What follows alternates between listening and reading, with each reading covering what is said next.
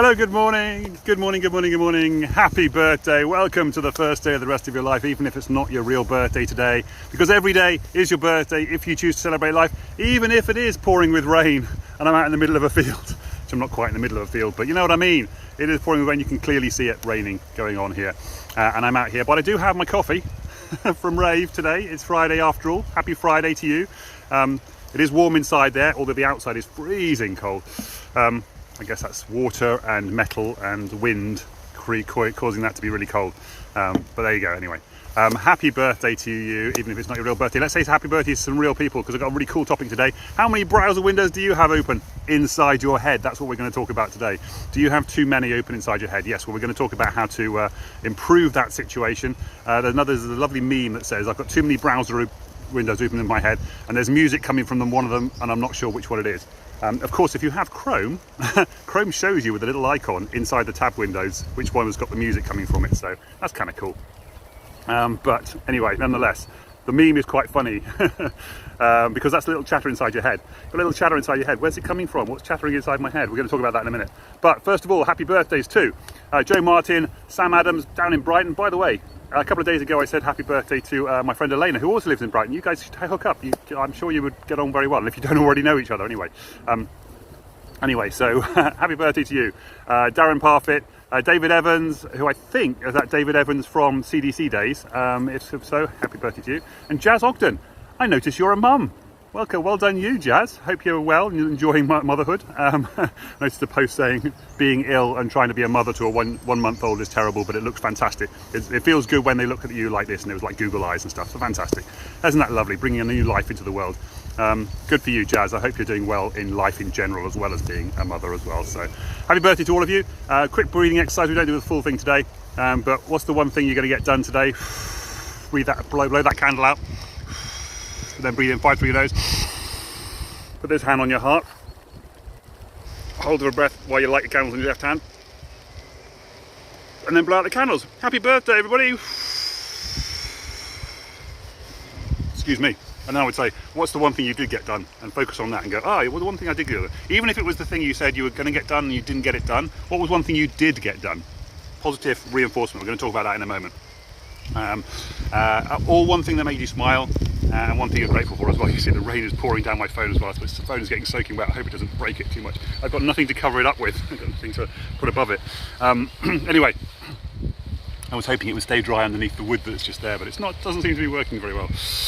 Cool, going to go on to this subject now, just briefly. So, too many browsers open your head. This is fantastic. Oh, by the way, if you're a woman, you should definitely listen to the Blinkist book of the day today, the free Blinkist book of the day. It's called the XX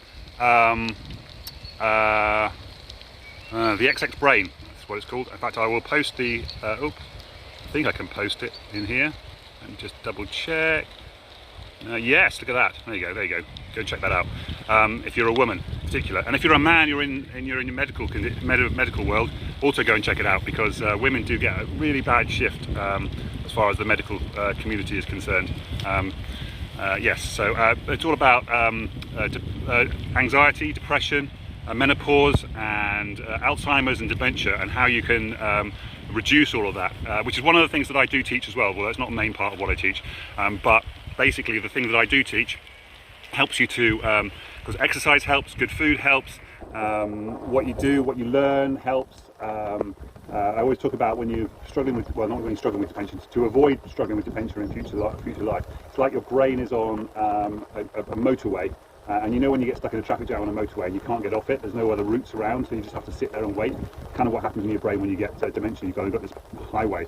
But if you can create lots of different experiences in your life and connect them all up in different ways, then it's much more like driving through a town, where if there's a traffic jam there, you can find a route around it quite easily. We've talked about this before with creating new habits in your brain as well, creating new neural pathways in your brain. So it's all very cool. So anyway, I can't remember how long I've been talking, which is really annoying because I forgot to put my clock on here. But hello, viewer, whoever you are. How you say hello, so I can see who you are. I can just see somebody viewing. Although interestingly enough, this is very valid as well, because no doubt there are people watching this. No offence to the person who is watching. Probably doing something else while you're watching this. You are opening up multiple browsers. You're keeping too many things open in your head. Not you personally, just in general. We do this sort of stuff. Too many browser windows open in our head.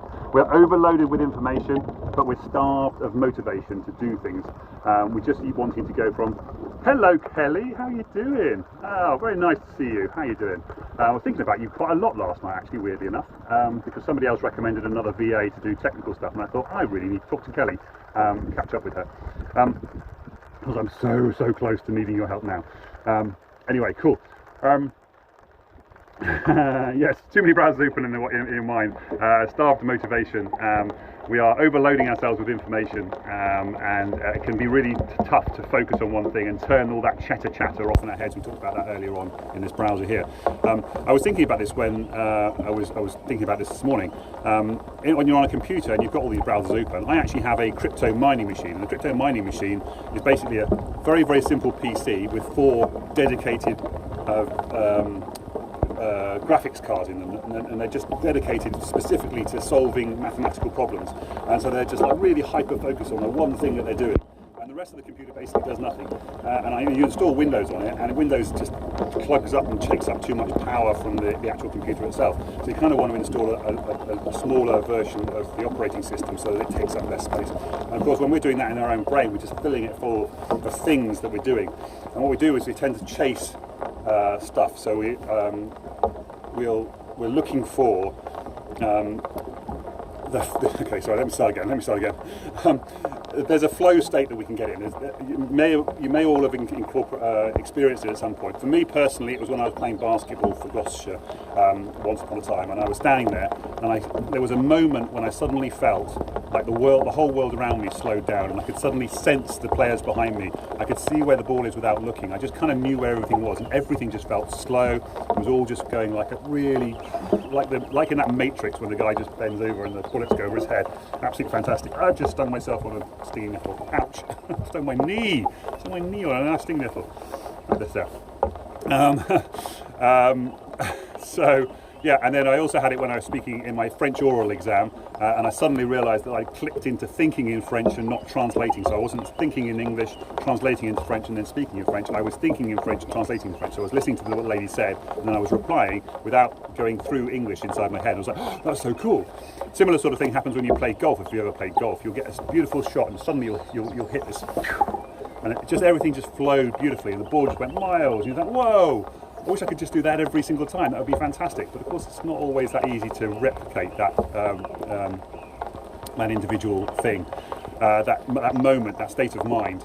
But what the guy on the video this morning was talking about, which is really cool, was about how we can actually create that state in our minds. Because what's happening, of course, is that we've got too much,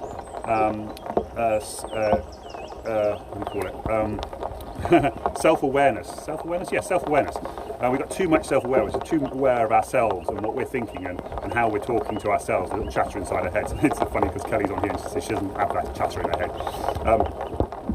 And talking ourselves out of things. So we get worried about what other people are thinking, how we're feeling, and whether we're feeling okay, and all that kind of stuff. And what we don't have is the ability to switch that off and then just go into a normal sort of brainwave activity thing. We do have it because that's what happens when we sleep, and that allows us to rewire our brain while we sleep, and allows our brain to sort of reset itself. But the problem is that quite a lot of the time is we have trouble going to sleep because we can't consciously turn off that switch inside our brains. And so we start lying in bed thinking about all the things we should have done, the things we're going to do tomorrow, things that didn't go right, and all that kind of stuff. And what we need to do is learn how to switch off that self-awareness so that we can be in flow state, so that we can allow ourselves to go to sleep. So that's that moment as well. When we trickle to sleep, that's that flow state where we just kind of drift in sleep. We can do that, of course, through meditation and mindfulness, for example. I recommend to people if they're struggling with sleep at night that they meditate during the day so that they can get used to listening to that chatter inside their heads. Sorry if this makes no sense to you at all, Kelly. Get used to that chatter inside their heads, and then they can go, thanks very much for listening to that thing. We talked about this meditation a couple of weeks ago. Thanks for that information, brain. I'm not interested in hearing it right now. If you could tell me about it later, that'd be great. You kind of have that kind of conversation inside your head, which Kelly won't probably understand. But the concept is that you just go, I don't need that thought right now. I just want to go to sleep. I want to turn off all that chatter and all that thought patterns and just allow myself to go into that flow state and then drift off to sleep. And then your brain can really do all its work that it needs to do sleep, processing all your thoughts. I have my create happy process, create happy thoughts in 5 minutes a day process. If you want a copy of that, that's what I'm going to be very much working on when I get back in a minute. Landing pages and stuff, it's going to be all part. But I need to get the structure in place first. But we're nearly there, which is basically there now, so that's all good. Because I now help people with overcoming depression, and an anti-depression coach. I was thinking about this earlier. I'm more like a biological psychologist. It's kind of more like what I am. And then I was thinking, well, actually, I heard somebody say talk about holistic psychologist here, which is kind of nice as well. So anyway, I'm still trying to work that out. Exactly what I call myself exactly. But the point is, we have the ability to turn our brains off and get into that flow state if we want to, but we have to choose to do it. There's another really good saying, which is, if I'm a hammer, everything I look at looks like a nail. And that's so you get stuck in this brain pattern saying, this is who I am, this is how my brain is, this is where I'm struggling with. So if you're struggling with something like depression, for example, you go, I am in depression, I'm struggling with depression, this is me, this is my whole identity. And you can actually choose, if you want to turn, good morning Tamsin, turn off your depression. Turn off your depression. I know that sounds ludicrous, and it's not quite as easy as just turning it off, but you can learn the processes, the tricks and techniques that I use to be able to turn off my depression. And you can just choose those thoughts. As soon as you start looking at your thoughts and thinking about your thoughts, and then recognizing that you have control over your thoughts, and therefore you have control of your emotions and feelings and so forth, then you can start to choose how you feel, what you think, and then you can decide, I don't want this depression anymore. I don't want to feel like this anymore. I don't want to have these negative thoughts anymore. I want to have these positive thoughts. Positive thoughts in 5 minutes a day. I would say, go to my landing page, download below, but I don't know, it doesn't exist yet. Just drop me a comment if you want access to that when I finished it today, which I will definitely finish it today. That is the whole point of today. Oh, by the way, that I'm a hammer and all I let you see is nails is called functional fixedness. You just got this, like, I'm fixing this thing. But that hammer could be a lot of other things. It can remove nails. It could be a crutch if you needed a crutch. It might have to be a longer hammer in that particular case. But you know what I understand, that you can find other uses for this hammer. You can take the head off it and it just becomes a stick. All that kind of stuff. But you can turn off this stuff and discover that you are not just a hammer. You can turn off all the browser windows in your mind. You can turn off all that negativity, that negative thought in your mind if you want to, if you choose to. And I can help you do that. I can teach you how to do that if you want to work with me to learn how to do all that stuff. Right, my phone is completely soaked now. I'm really hoping it is actually waterproof because all the water, you can't see it of course, but there's just like water all over the front of the screen. It's terrible. Right, I've got to go though. Hopefully that was less than 15 minutes. It probably wasn't, knowing me. I've been chatting for far too long. But we need to find that off switch. We need to turn it off and then choose our thoughts going forward. Turn off all that information overload and oh, hello, what's happened there? Oh, it looks like the rain has actually pressed the button saying pause or whatever, or finish or something. Anyway, right, I'm going to go before my phone decides it's going to fry itself. Take care, guys. Love you all. Have a lovely Friday. Hopefully it will be raining less, or I can find somewhere drier to do my message from tomorrow, because this is not going to be good for the phone at all. Take care, guys. Bye for now. I'll find the off button now, haven't I? Thanks for watching, by the way, Kelly and Tamsin.